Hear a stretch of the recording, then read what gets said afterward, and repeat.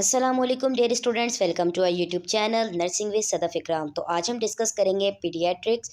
Unit है endocrine dysfunction in children. सबसे पहले हम बात करेंगे डायबिटीज़ मेलाइटस के बारे में, क्योंकि ये एक एंडोक्राइन डिसऑर्डर है। ओके, डायबिटीज़ क्या है? Diabetes is a chronic disease that occurs when the pancreas is no longer able to make insulin or when the body can not make good use of the insulin it produce.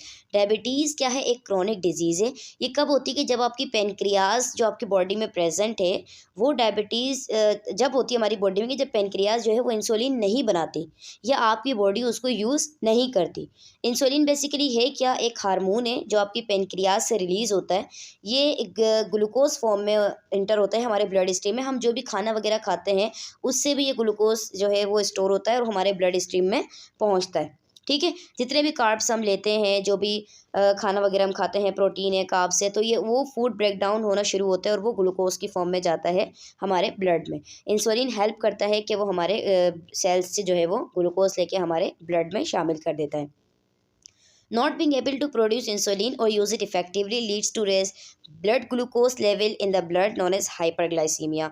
अगर इस insulin produce ना हो और ये effectively lead ना करे तो उसकी वजह से क्या हो सकता है कि ग्लूकोज जब आपके ब्लड में बढ़ जाएगा तो उस सूरत में हाइपरग्लाइसीमिया होगा। जब ज़्यादा टाइम तक ग्लूकोज आपके ब्लड में इंक्रीज़ रहेगा, हाइपरग्लाइसीमिया रहेगा, तो वो आपकी बॉडी को डैमेज कर सकता है, साथ साथ में मुख्तलिफ ऑर्गन्स को भी और टिश्यूज़ को भी डैमेज कर सकता है। अब डायबिटीज़ की हमारे पास टाइप होती हैं, तो टाइप 1 है हमारे पास, टाइप 2 है और गेस्टेशनल डायबिटीज़ है। सबसे पहले हम बात करेंगे टाइप 1 डायबिटीज़ के बारे में। तो टाइप 1 डायबिटीज़ क्या है? Can develop at any as but occurs most frequently in children and adults. When you have type 1 diabetes your body produce very little और नो इंसुलिन। टाइप 1 डायबिटीज़ किसी भी as में हो सकती है, लेकिन ज़्यादातर मोस्टली ये बच्चों में होती है और एडल्ट्स में होती है। जब किसी को भी टाइप 1 डायबिटीज़ होती है तो इसका मतलब है कि उसकी बॉडी में मौजूद जो पैनक्रियाज है वो इंसुलिन नहीं बना रही, which means that you need daily insulin injection to maintain blood glucose level under control. इसका मतलब होता है कि आपकी बॉडी जो कि होम्योस्टेटिस बेस पर काम कर रही होती है, इंटरनल और एक्सटर्नली चीज़ों की नीड जो होती है आपकी बॉडी को काम करने के लिए, तो इसी तरीके से ग्लूकोज भी उसको उतने ही अमाउंट में चाहिए होता है आपके ब्लड में जाए और आपकी एनर्जी को मेंटेन रखे। तो जब इंसुलिन नहीं बनेगी तो ग्लूकोज जो है वो हाई हो जाएगा, तो क्या होगा? फिर डायबिटीज़ होती है। तो टाइप 2 डायबिटीज़ में क्या है? मोर कॉमन इन अडल्ट्स में होती है और तकरीबन ये देखा गया है कि 90% जो केसेस होते हैं अडल्ट्स के वो डायबिटीज़ केसेस होते हैं। अगर किसी को टाइप 2 डायबिटीज़ है तो इसका मतलब ये है कि उसकी बॉडी के जो पेनक्रियाज है वो इंसुलिन नहीं बना रही, उसकी बॉडी उससे रेजिस्ट कर रही होती है। तो कॉर्नर स्टोर की अगर हम बात करें टाइप 2 डायबिटीज़ का ट्रीटमेंट की बात करें कि किस तरीके से इसको ट्रीट किया जा सकता है, तो हेल्दी लाइफस्टाइल, मतलब अपना वो लाइफस्टाइल चेंज करें, अपनी फिजिकल एक्टिविटी को बढ़ाएं, हेल्दी डाइट लें। इसी के साथ साथ अगर टाइप 2 डायबिटीज़ में वो ओरल ड्रग्स ले लेता है, इंसुलिन ले लेता है, तो उसके ब्लड में जो ग्लूकोज का लेवल है वो भी अंडर कंट्रोल रहेगा। गेस्टेशनल डायबिटीज़ की अगर हम बात करें, ये एक ऐसी टाइप ऑफ डायबिटीज़ है जो कि high blood glucose during pregnancy के दौरान हाइपरग्लाइसीमिया हो जाता है और ये एसोसिएट करता है कि मदर को भी इससे कॉम्प्लिकेशन होती हैं और बेबी को भी कॉम्प्लिकेशन होती हैं। बेसिकली तौर पर जो जीडीएम है ये डिसअपेयर हो जाती है प्रेगनेंसी के बाद, ये ख़त्म हो जाती है, लेकिन वुमेन इससे अफेक्टेड होती है और उसका जो बेबी होता है वो भी इससे अफेक्टेड होता है कि उसको रिस्क हो जाता है कि उसको इन लेटर लाइफ स्टेज में टाइप 2 डायबिटीज़ डेवलप हो सकता है। अच्छा, टाइप 1 डायबिटीज़ को अगर हम यहाँ पर डिटेल में पढ़ना चाहें, टाइप 1 डायबिटीज़ को हम जुवेनाइल डायबिटीज़ भी कहते हैं और इंसुलिन डिपेंडेंट डायबिटीज़ भी कहते हैं। ये एक ऐसी क्रॉनिक कंडीशन है जिसमें आपके पैनक्रियाज इंसुलिन को प्रोड्यूस नहीं करती या तो बहुत लिटिल अमाउंट में करती है। डिफरेंट फैक्टर होते हैं इसके, जैसे कि जेनेटिक फैक्टर हो गया, कुछ वायरसेस हो गए, ये कंट्रीब्यूट करके डायबिटीज़ टाइप 1 कॉज करवाते हैं। टाइप 1 डायबिटीज़ का कोई इलाज नहीं है, कोई क्योर नहीं है। ट्रीटमेंट इसका जो फोकस किया जाता है इस पर, ये अगर आपके ब्लड शुगर लेवल को मैनेज किया जाए इंसुलिन के साथ, डाइट अच्छी रखी जाए, लाइफस्टाइल को मेंटेन किया जाए, तो आप मज़ीद कॉम्प्लिकेशन से बच सकते हैं। सिम्टम्स की अगर हम बात करें, टाइप 1 डायबिटीज़ के जो साइन एंड सिम्टम्स हैं वो अपेयर होते हैं रिलेटिवली सडनली और में ग्रेजुअली भी इसके सिम्टम्स जो है वो अपेयर होते हैं। अब इसमें सिम्टम्स क्या क्या होते हैं? प्यास बढ़ जाती है, फ्रीक्वेंट यूरिनेशन होती है, बेड वेटिंग होती है उन बच्चों को जो कि पहले बेड वेटिंग नहीं करते थे, एक्सट्रीम हंगर होती है, भूख ज़्यादा बढ़ जाती है, वेट लॉस हो जाता है, मूड चेंजेस में फ़र्क आता है, फटीग एंड वीकनेस होती है, साथ साथ में ब्लर्ड विजन भी होने लगता है। कॉजेज़ की बात करें तो एग्जैक्ट कॉज जो है टाइप 1 डायबिटीज़ का वो अननोन है। बॉडी का जो इम्यून सिस्टम होता है आमतौर पर ये अगर हार्मफुल बैक्टीरिया के साथ फाइट कर रहा है तो ये मिस्टेकनली गलती से आपके इंसुलिन प्रोड्यूसिंग सेल जो होते हैं पेनक्रियाज में आइसलेट सेल उस पर इफेक्ट कर देता है, जिसकी वजह से डायबिटीज़ हो सकती है। जेनेटिक की वजह से भी होती है और अगर किसी वायरस या अदर इन्वायरमेंटल फैक्टर की वजह से एक्सपोजर हो जाना, so this is also the cause of the diabetes. Risk factor क्या है कि कुछ जो रिस्क फैक्टर होता है टाइप 1 डायबिटीज़ के फैमिली हिस्ट्री है, जेनेटिक्स है, जियोग्राफी देखा जाए या एज देखी जाए। और कॉम्प्लिकेशन की अगर हम बात करें, टाइप 1 डायबिटीज़ की कॉम्प्लिकेशन अफेक्ट करती है मेजर ऑर्गन को, जैसे कि आपका हार्ट है, ब्लड वेसल्स है, नर्व्स है, आइज़ एंड किडनी है।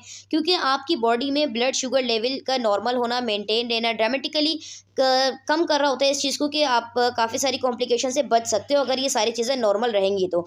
आमतौर पर क्या होता है, डायबिटीज़ की जो कॉम्प्लिकेशन होती है वो डिसेबल हो जाती है, ख़त्म हो जाती है, या तो फिर लाइफ थ्रेटनिंग कंडीशन कॉज करवा देती है। अब इसमें क्या होगा, heart and blood vessels disease हो सकती है, न्यूरोपैथी हो सकती है, नेफ्रोपैथी हो सकती है, आई डैमेज हो सकता है, फुट डैमेज हो सकता है, skin and mouth condition change हो जाती है और प्रेगनेंसी कॉम्प्लिकेशन भी हो सकती है।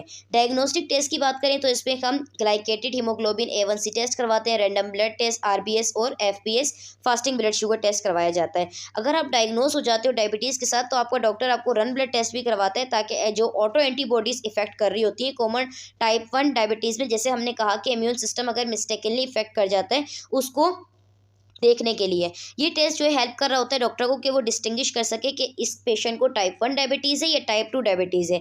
तो ये डायग्नोस कंफर्म नहीं हो पाती, इसलिए ये टेस्ट करवाया जाता है। अच्छा, अगर उसमें कीटोन्स की प्रेजेंस मौजूद है, बाय प्रोडक्ट में कीटोन्स बॉडी की फॉर्मेशन मौजूद है, क्योंकि ये फैट की ब्रेकडाउन की वजह से कीटोन बॉडी जो है वो यूरिन में भी मिलना शुरू हो जाती है। मतलब अगर यूरिन एनालिसिस करवाया जाता है तो ये सजेस्ट करता है कि टाइप 1 डायबिटीज़ है उसको, बजाय इसके कि उसको टाइप 2 डायबिटीज़ है, क्योंकि टाइप 1 डायबिटीज़ में कीटोन्स बॉडी की फॉर्मेशन होती है। ट्रीटमेंट की अगर हम बात करें टाइप 1 की तो इंसुलिन लेना, कार्बोहाइड्रेट लेना, फैट लेना, प्रोटीन लेना, फ्रीक्वेंट ब्लड शुगर मॉनिटर करना, हेल्दी फूड लेना, रेगुलरली एक्सरसाइज करना। गोल इसमें ये होता है कि आपके ब्लड शुगर जो है वो या तो नॉर्मल की तरफ ये है, नॉर्मल से करीब रहे, या फिर नॉर्मल रहे, डिले ना हो। जनरली जो गोल होता है वो ये होता है कि day time blood sugar level जो है खाना खाने से पहले वो 80 to 130 मिलीग्राम पर डेसीलीटर होनी चाहिए, और अगर मैं मिली मोल में देखें तो 4.44 to 7.2 मिली मोल होनी चाहिए, ठीक है। और खाना खाने के बाद तकरीबन 2 घंटे के बाद जब शुगर चेक करी जाए तो वो 180 हो या 180 से ज़्यादा ना हो, कम हो सकती है। तो ये आपके पास जो है गोल होता है कि इतनी शुगर आपके पास आनी चाहिए। इंसुलिन एंड अदर मेडिकेशन की अगर हम बात करें, अगर किसी को भी टाइप 1 डायबिटीज़ है तो वो जो है लाइफ लॉन्ग इंसुलिन थेरेपी की ज़रूरत पड़ सकती है उसको। तो इंसुलिन के हमारे पास कुछ टाइप हैं, शॉर्ट एक्टिंग रेगुलर इंसुलिन जिसको हम कहते हैं, Humulin R and Novolin R. Rapid acting insulin की बात करें, Apidra, Humalog and Novolog. Intermediate acting की बात करें तो इसमें आता है Novolin N, Humulin N. Long acting insulin की बात करें, Lantus, Toujeo and SoloStar. Other medication में आप इसको हाई ब्लड प्रेशर मेडिकेशन देते हो, एस्प्रिन देते हो, कोलेस्ट्रॉल लोअरिंग ड्रग्स देते हो। प्रिवेंशन क्या है कि यहाँ पर कोई ऐसा कॉज तो नहीं है, कोई ऐसी वजह तो नहीं बताई कि जिसकी वजह से आप टाइप 1 डायबिटीज़ से प्रिवेंशन कर सकते हो। हाँ, रिसर्चर्स ने इस बात पर गौर दिया है, वो इस चीज़ पर फोकस कर रहे हैं कि कौन सी ऐसा चीज़ है जिसको प्रिवेंट करना चाहिए जिसकी वजह से ये डिजीज़ जो है फर्दर आगे ना फैले, ठीक है। जो न्यूली डायग्नोज हुए तो ये रिसर्चर जो है इस पर रिसर्च कर रहे हैं।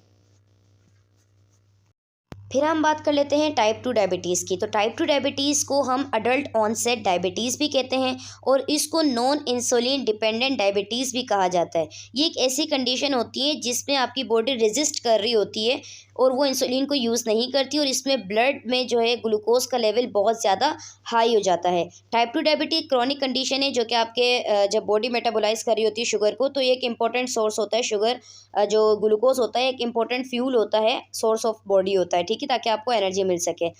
योर बॉडी इधर resist the effect of insulin, आपकी बॉडी रेजिस्ट कर रही होती है इंसुलिन के इफेक्ट से। एक ऐसा हार्मोन है जो कि शुगर की मूवमेंट को आपके सेल्स में एक मूवमेंट को सही कर रहा होता है, नॉर्मल रख रहा होता है, ठीक है। There is no cure for type 2 diabetes, इस पर भी कोई क्योर नहीं है, लेकिन इससे क्या होता है, वेट लॉस होना शुरू हो जाता है। आप खाना सही खाते हो लेकिन वेट लॉस होता है, एक्सरसाइज कर सकते हो, डाइट अच्छी रख सकते हो, तो आप इस डिजीज़ को मैनेज कर सकते हो कि उसके साइन सिम्टम आप मैनेज कर सकते हो, ठीक है।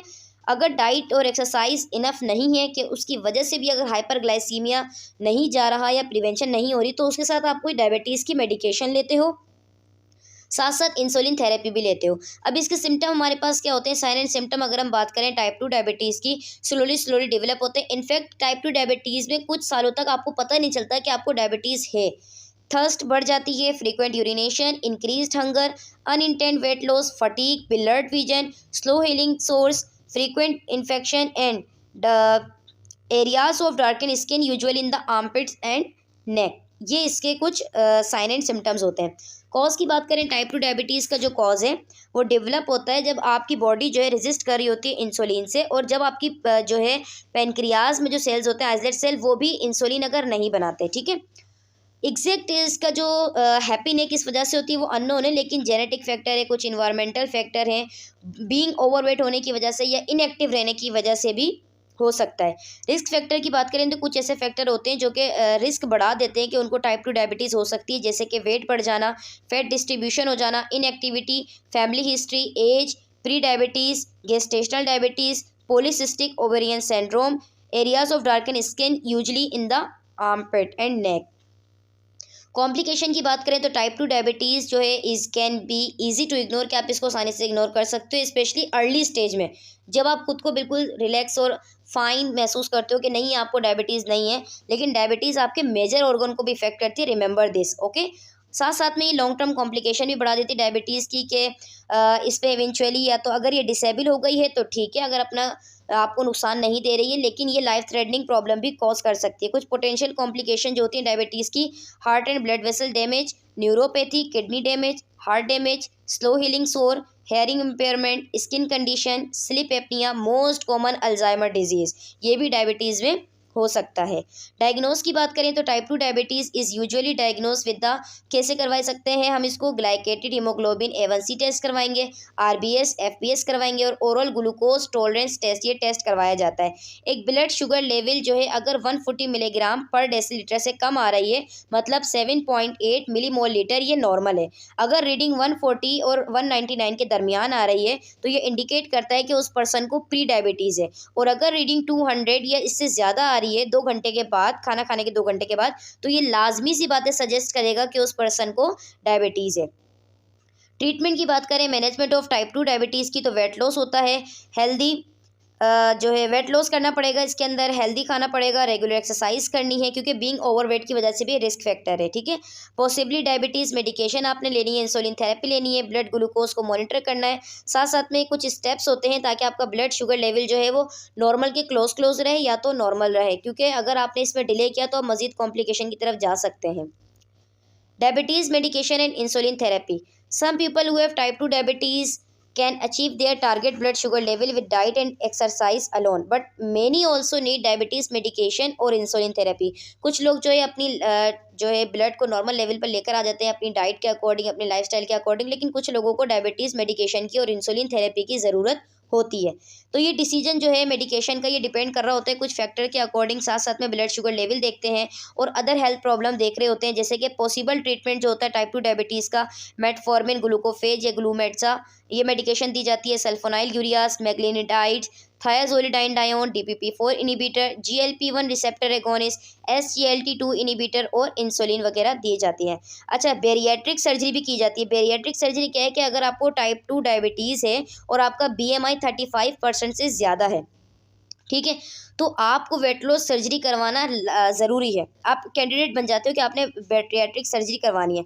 अब बैरियाट्रिक सर्जरी क्या है, ये एक ऐसी सर्जरी जिसमें स्मॉल इंटेस्टाइन का जो पार्ट होता है वो जो है कट कर दिया जाता है, ठीक है, बाईपास कर दिया जाता है, वेट लॉस के लिए करवाया जाता है। इसी तरीके की मुख्तलिफ सर्जरी भी होती है, स्टमक का पार्ट भी जो है कट आउट किया जाता है, ठीक है।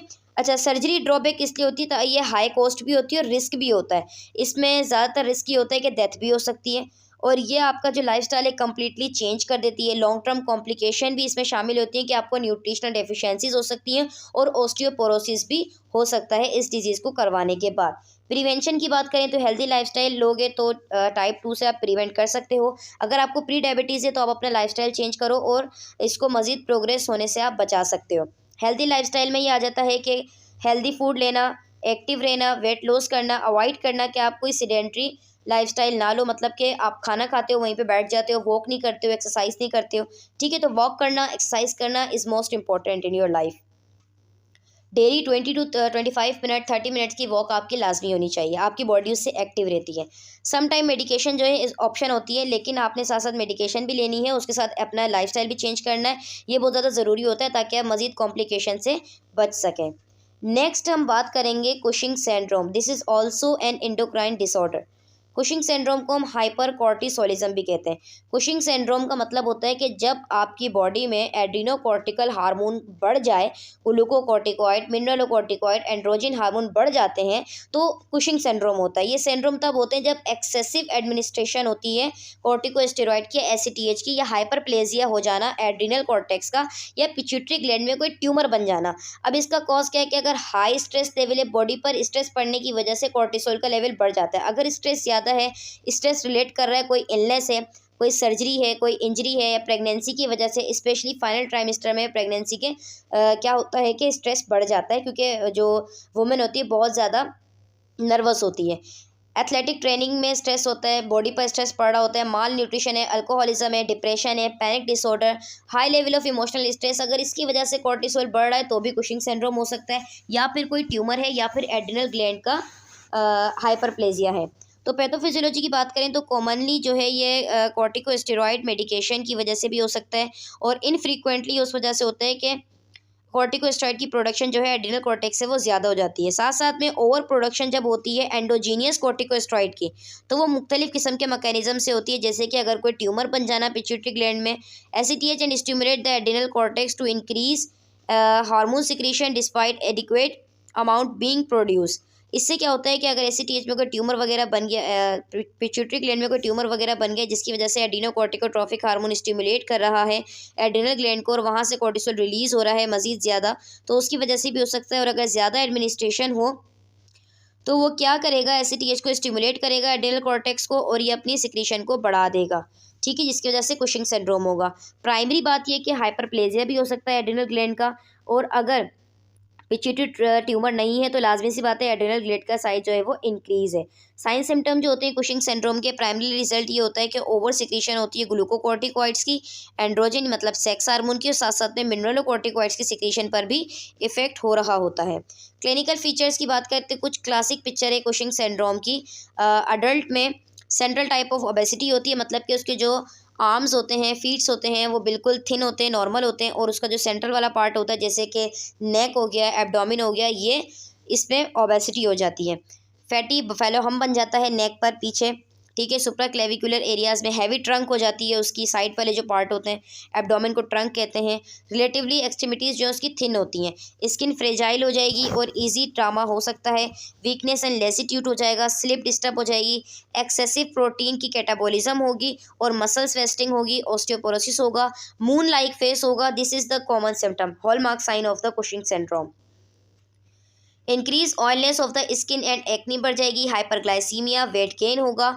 वो वुमेन जो कि 20 to 40 की एज में, उनको ज़्यादातर हो सकता है बजाय इसके के मेल में हो, ठीक है। विरलिज्म होगा। विरलिज्म क्या है कि कैरेक्टराइजेशन है किसकी, कि यहाँ पर मस्कुलिन स्ट्रक्चर जो है वो अपेयर हो जाता है फीमेल को। बेसिकली तौर पर हेयरसुटिज्म हो जाता है, एक्सेसिव ग्रोथ हो जाती है हेयर की उनके फेस पर, ब्रेस्ट की एट्रोफी हो जाना, मेंसिस सीज हो जाना, या क्लाइटोरस इनलार्ज हो जाना, और वॉइस डीपेंस हो जाना। Loss of libido, hyperglycaemia, hypernatraemia, hypokalaemia and साइकोसिस, ये सारे क्लिनिकल फीचर्स भी हो सकते हैं। इन्वेस्टिगेशन की बात करें तो सीरम इलेक्ट्रोलाइट करवाएंगे, blood glucose level, plasma ACTH level, radioimmunoassay के through, MRI, CT scan, ultrasound, ताकि अगर कोई एड्रिनल ट्यूमर है तो उसको डिटेक्ट कर सकें। डेक्सामेथासोन सप्रेशन टेस्ट करवाते हैं, ओवरनाइट डेक्सामेथासोन सप्रेशन टेस्ट करवाया जाता है। वाइडली स्क्रीनिंग टेस्ट ही एक होता है पिट्यूटरी ग्लैंड को देखने के लिए, एड्रिनल कॉज को देखने के लिए, कि ये परफॉर्म कब किया जाता है, आउट पेशेंट बेसिस पे किया जाता है। 1 मिलीग्राम ओरली रात 11 बजे उसको डेक्सामेथासोन दिया जाता है, और सुबह 8 बजे प्लाज्मा कॉर्टिसोल लेवल को असिस्ट किया जाता है। तो इससे पता चलता है कि अगर कॉर्टिसोल 5 मिलीग्राम कम है तो ये सप्रेशन है, इंडिकेट कर रहा होता है कि हाइपोथैलेमिक पिट्यूटरी ग्लैंड, मतलब कि वहाँ का जो एक्टिवेशन है वो कम है और वो अपना काम प्रॉपरली कर रहा है। अगर 5 से ज़्यादा होगा तो वो फिर कॉर्टिसोल ज़्यादा इंक्रीज़ बता रहा होता है। अच्छा, मैनेजमेंट में हम इसका ट्रांसस्फेनॉइडल हाइपोफाइसेक्टमी भी करते हैं। कुशिंग सिंड्रोम इस वजह से भी होता है, पिट्यूटरी ट्यूमर है, बजाय इसके कि पिट्यूटरी ट्यूमर जो है वो हो सकता है या एड्रिनल ट्यूमर भी हो सकता है, दोनों कॉजेज हो सकते हैं। ट्रीटमेंट डायरेक्टली पिट्यूटरी ग्लैंड का किया जाता है कि सर्जिकल रिमूवल कर दिया जाता है पिट्यूटरी ट्यूमर को, तो उसको हम कहते हैं ट्रांसफेनॉइडल हाइपोफाइसेक्टमी। ये ट्रीटमेंट ऑफ चॉइस पे होता है, लेकिन इसका सक्सेस रेट है 90%। रेडियोथेरेपी रेडिएशन दी जाती है पिट्यूटरी ग्लैंड को ताकि सिम्टम्स जो है वो कुछ मंथ तक कंट्रोल रहें। उसके बाद एड्रिनलेक्टमी की जाती है। ट्रीटमेंट ऑफ चॉइस पे डिपेंड करता है कि अगर पेशेंट एग्री है तो हम उसका प्राइमरीली तौर पर एड्रिनल हाइपरट्रॉफी है तो उसको हम एड्रिनलेक्टमी कर देते हैं, एड्रिनल ग्लैंड को रिमूव कर देते हैं।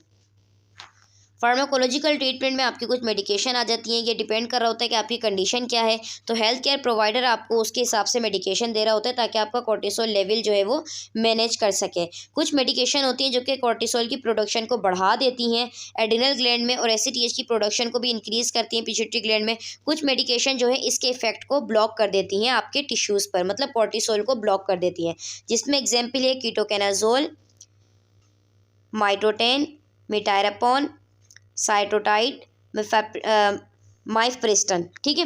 अब ये इंडिविजुअल विद टाइप 2 डायबिटीज़ और ग्लूकोज इंटॉलरेंस को भी दे सकते हैं। अगर आप कॉर्टिकोस्टेरॉइड ले रहे हो तो आपके मेडिकेशन में या डोसेज में चेंज आना ज़रूरी है, क्योंकि इसमें चेंज आ जाता है। Don't attempt to change the dosage yourself. अपनी मर्जी से कुछ भी चेंज नहीं करना।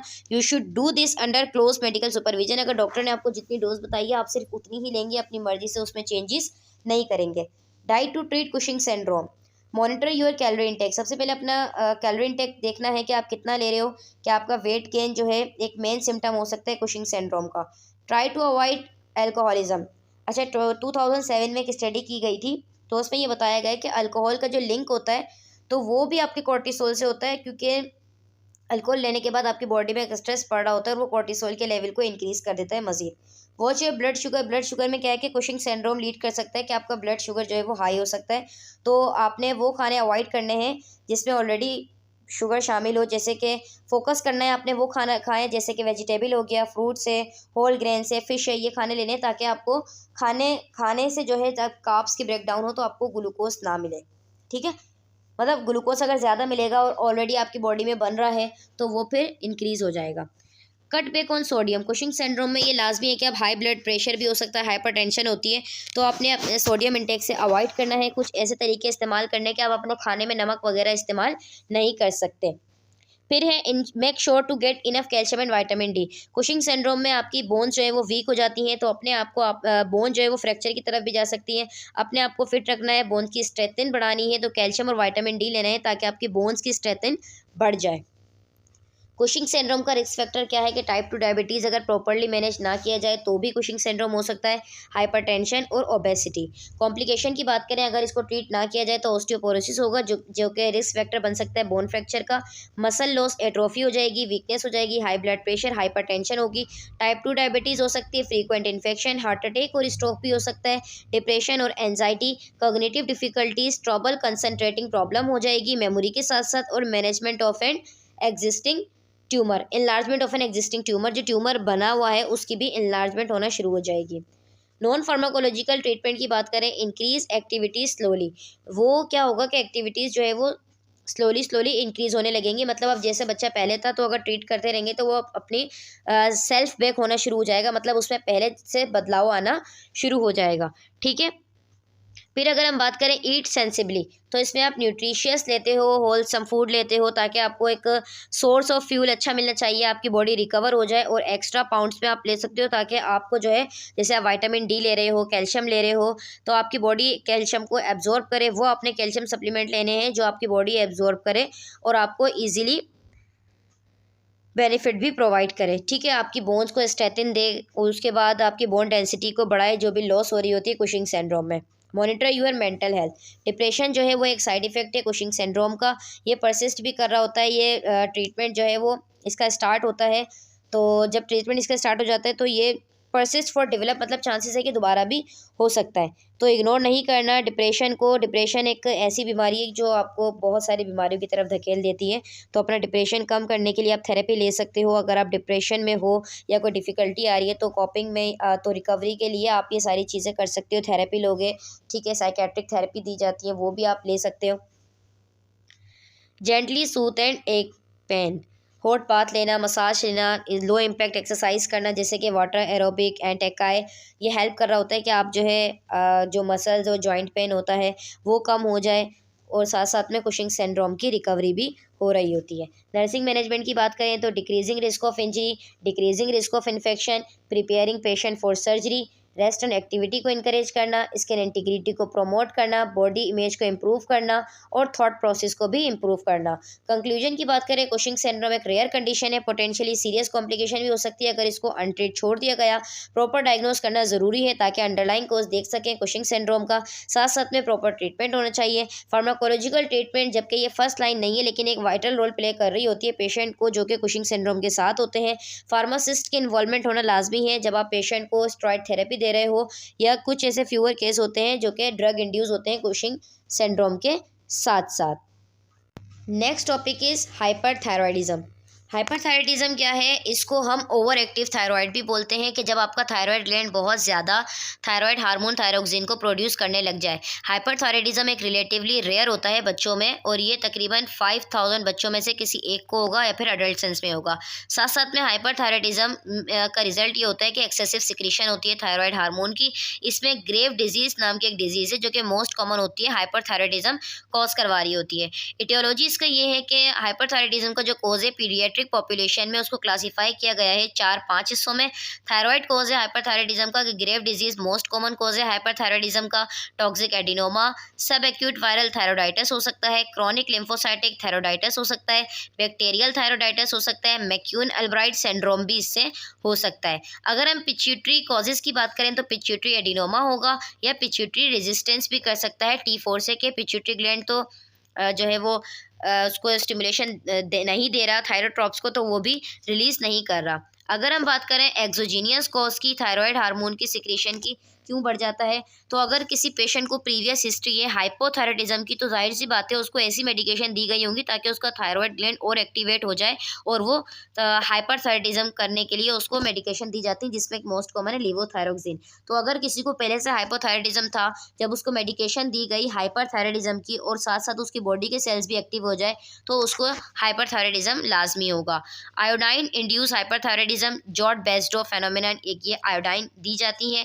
ह्यूमन कोरियोनिक गोनेडोट्रोफिन भी इफेक्ट कर रहा होता है क्योंकि ये सिक्रेटिंग ट्यूमर है, ये भी इंक्रीज होगा। तो मतलब अगर यहाँ पर कोई ट्यूमर होगा, HCG इंक्रीज होगा, तो साथ साथ में थायराइड का भी इंक्रीजमेंट हो जाती है। साइन एंड सिम्टम की बात करें तो साइन सिम्टम हाइपरथायराइडिज्म के हैं कि डिफिकल्टी वेट गेन होने में, fast and irregular heart beat हो जाएगी, high blood pressure, bowel movement frequent होंगे, वार्म और मॉइस्ट स्किन होगी, फीलिंग हॉट महसूस करेगा वो बेबी, ट्रैवलिंग होगी हैंड में, नर्वसनेस, इरिटेबिलिटी, ट्रबल कंसंट्रेटिंग होगी, स्कूल परफॉर्मेंस डाउन हो जाएगी, स्टेरिंग और बल्जिंग आइज, बाहर निकली हुई आइज हो जाएंगी, इस तरीके से गोल गोल आइज जो है वो बाहर की तरफ निकल जाएंगी। साथ में कुछ सिम्टम्स होते हैं थायराइड के इन्लार्जमेंट के, जैसे कि ट्रबलिंग हो जाना, तो ट्रबल होती है, उसको सोलो आउट करने में प्रॉब्लम हो रही होती है बेबी को, ठीक है।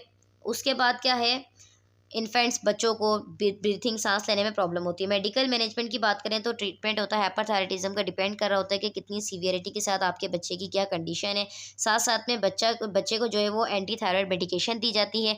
अनदर ट्रीटमेंट ऑप्शन हमारे पास ये होता है कि हम उसको रेडियो एक्टिव आयोडाइन देते हैं ताकि थायराइड हार्मोन की प्रोडक्शन स्लो हो जाए, और कुछ केसेस में सर्जरी भी कर दी जाती है, उस पार्ट को रिमूव कर दिया जाता है थायराइड ग्लैंड से अगर ज़रूरत पड़े तो। एंटी थायराइड ड्रग्स की अगर हम बात करें तो बहुत सारे ऐसे बच्चे हैं एडल्ट्स हैं जिनको हाइपरथायराइडिज्म को ट्रीट करने के लिए एंटी थायराइड मेडिकेशन दी जाती है, जैसे कि मेथिमाजोल, टोपाजोल या MMI at the time of diagnose के तौर पर। तो वो पेशेंट जिनको सीवियर सिम्टम्स होते हैं या उनका हार्ट रेट बढ़ा हुआ होता है, पाल्पिटेशंस होता है, एंशियसनेस होती है, तो उनको एक मेडिकेशन दी जाती है जिसको हम बोलते हैं बीटा ब्लॉकर। ये भी उसके साथ ऐड कर दी जाएगी ताकि उनके सिम्टम्स जो है वो कम हो जाएँ, और ये एंटी थायराइड मेडिकेशन जो है ये भी अपना इफेक्ट कर रही होती है। तो ज़्यादातर बच्चे जो है और एडल्ट्स हाइपरथायराइडिज्म का जब उनका ट्रीटमेंट स्टार्ट किया जाता है एंटी थायराइड मेडिकेशन के साथ, मेथिमाजोल, टेपाजोल, MMI देते हैं, तो उसके साथ बीटा ब्लॉकर्स भी दे रहे होते हैं। सम टाइम कुछ रेडियो एक्टिव आयोडाइन और सर्जरी में क्या होता है कि ये एक एब्लेशन है, ऑप्शन होता है 1 of 2 ऑप्शन, ये परमानेंटली ट्रीट होता है हाइपोथायराइडिज्म का, जिसको हम डेफिनेटिव थेरेपी भी कहते हैं। ये एक मेडिकली डिस्ट्रॉय कर देता है बच्चे के थायराइड ग्लैंड को। ठीक है, तो वो थायराइड ग्लैंड प्रोड्यूस नहीं अपने हार्मोन प्रोड्यूस भी नहीं करता। बेनिफिट ये होता है इसका कि ये एक ओरल मेडिकेशन के थ्रू होता है, इसमें कोई सर्जरी वगैरह नहीं होती और इसमें एनेस्थीसिया का रिस्क नहीं होता और बच्चे की स्किन पर कोई स्कार वगैरह भी नहीं होता, मतलब एक डाई के थ्रू किया जाता है। मेडिकेशन में प्रोपाइल थायोयूरेसिल, मेथामेजोल मेडिकेशन ओरली भी दी जाती है लॉन्ग टाइम ऑफ पीरियड के लिए। और रेडियो एक्टिव आयोडाइन रेडिएशन जो है वो डिस्ट्रॉय करती है कि थायराइड सेल ओवर एक्टिव ना हो और परमानेंटली लेकिन जो है ना इसकी हार्मोन सिक्रीशन को वो स्टॉप कर देती है। सब टोटल थायराइडेक्टमी कर दी जाती है। कूल, क्वाइट और नॉन स्ट्रेसफुल इन्वायरमेंट बन जाता है। डाइट में आपने हाई कैलोरी लेनी है, वाइटामिन लेने और मिनरल्स लेने। नर्सिंग मैनेजमेंट की अगर हम बात करें, पोस्ट ऑपरेशन सब टोटल थायराइडेक्टमी कर दी जाती है। असिस्ट करेंगे थायराइड क्राइसिस ना हो और स्ट्रॉम ना हो। मतलब कि रिजल्ट ये होता है मैनिपुलेशन का थायराइड ग्लैंड। सर्जरी के दौरान क्या होता है कि लार्ज अमाउंट में थायराइड हार्मोन रिलीज हो रहा होता है ब्लड स्ट्रीम में, ठीक है, तो उसको हम थायराइड क्राइसिस, थायराइड स्ट्रॉम कहते हैं, तो उसके लिए हमने असिस्ट करना होता है। अकर्स विद इन द फर्स्ट 12 आवर, शुरू के जो 12 घंटे होते हैं ऑपरेशन वाले उसमें अक्सर ही होता है, ये सर्जरी के दौरान होता है। साइन सिम्टम क्या होगा? Exaggerated sign symptom of thyroidism.